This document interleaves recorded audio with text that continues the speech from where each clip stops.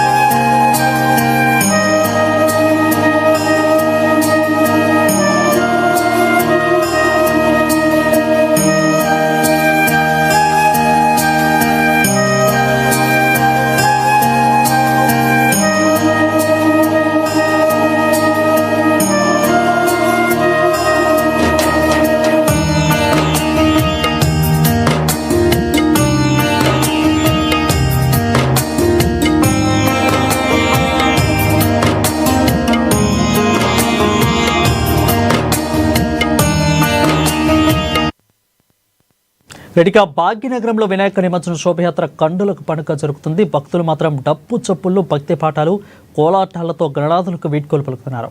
దీనిపై మరింత సంవత్సరం అందించుకో మా ప్రతినిధి భవిత లైవ్లో సిద్ధంగా ఉన్నారు.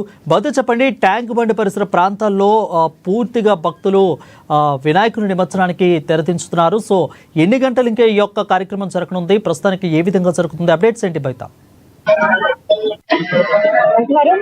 2 రోజులుగా ఈ గణనాథుల శోభాయాత్ర కావచ్చు, గణనాథుల యొక్క భారీ క్యూ లైన్ అయితే కొనసాగుతూ వస్తుంది. ట్యాంక్ బండ్ వైపు రాష్ట్రం నలుమూలలో ఉన్నటువంటి చాలా ట్యాంక్ బండ్ నిమజ్జనం చేయడానికి చాలా మంది ప్రత్యేక శ్రద్ధ చూపిస్తుంటారు. ఈ రోజులు పూర్తయినప్పటి నుంచి కూడా అప్పటి నుంచి రాష్ట్ర వ్యాప్తంగా నలుమూలల ట్యాంక్ బండ్ కు నలుమూలలు గణనాథులన్నీ కూడా ట్యాంక్ బండ్ అయితే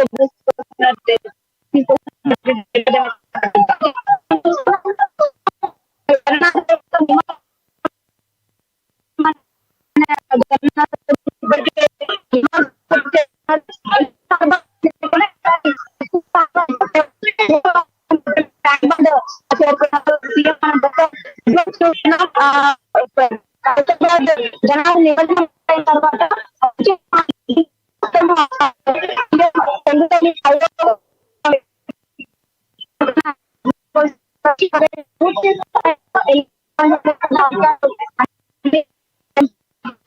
అన్ని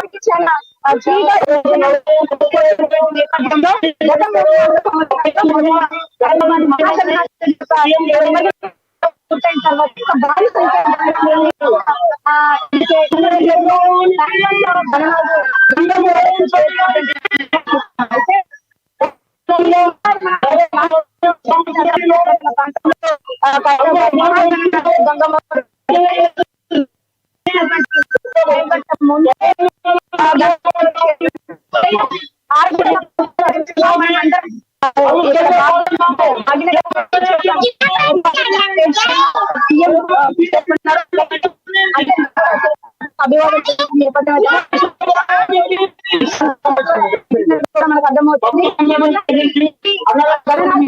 మనం చూసినట్లయితే గతంలో ఉదయం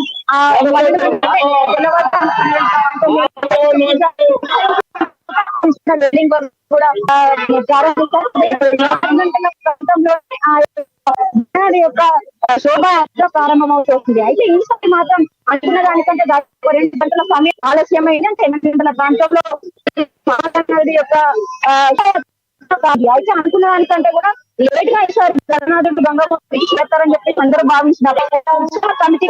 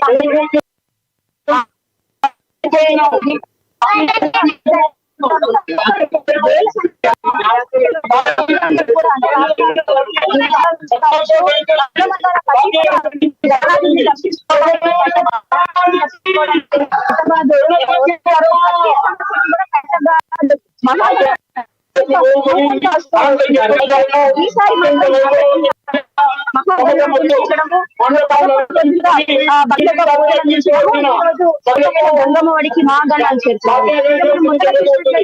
రెండో విగ్రహాలకి అంటే రెండింటికి చాలా ప్రత్యేకత ఉంటుంది. ఒకటి మహాగణనాథుడు, రెండోది బాలాపూర్ గణేశుడు. ఆ బాలాపూర్ గణేశుడు లడ్డు ప్రత్యేకత ఉంటుంది.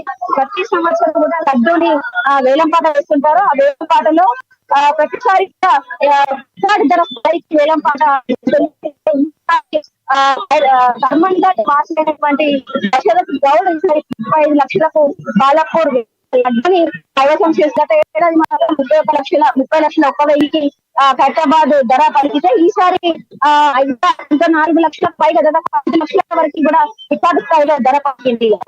ఈ దీనికంటే కూడా ఒకవైపు బాలాపూర్ లడ్డు చాలా ప్రత్యేకత ఉన్నప్పటికీ ఈసారి మాత్రం రాజేంద్ర నగర్ లో ఉన్నటువంటి ఉత్సవ కమిటీ, గణేష్ ఉత్సవ కమిటీ సభ్యులు రాజేంద్ర నగర్ లో ధర లడ్డు పలికింది. అక్కడ దాదాపు 2,32,00,000లకు లడ్డు వేలం కొనసాగింది. అక్కడ ఇదొక రికార్డ్ స్థాయిని చెప్పేసి మనం చెప్పుకోవచ్చు. మొత్తానికి మనం చూస్తున్నాం 2 కూడా దాదాపు ఈ మధ్యన కార్యక్రమం కొన్ని ఇప్పటికే దాదాపు 5 లక్షలకు పైగా విగ్రహాలు నిమజ్జనం చేస్తున్నాయని చెప్పేసి కూడా అధికారులు దాదాపు ఇంకొక 1 లక్షకు పైగా విగ్రహాలు నిమజ్జనం పూర్తి కావాల్సినటువంటి అవసరం ఉంది.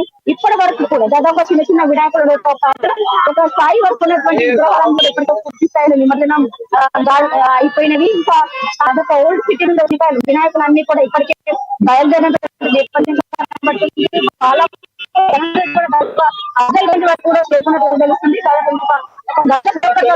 చేసుకుని దాదాపు 4 ప్రాంతాల్లో గంగమ్మవాడికి చేరే అవకాశం కనబడుతుంది. ఇప్పటికే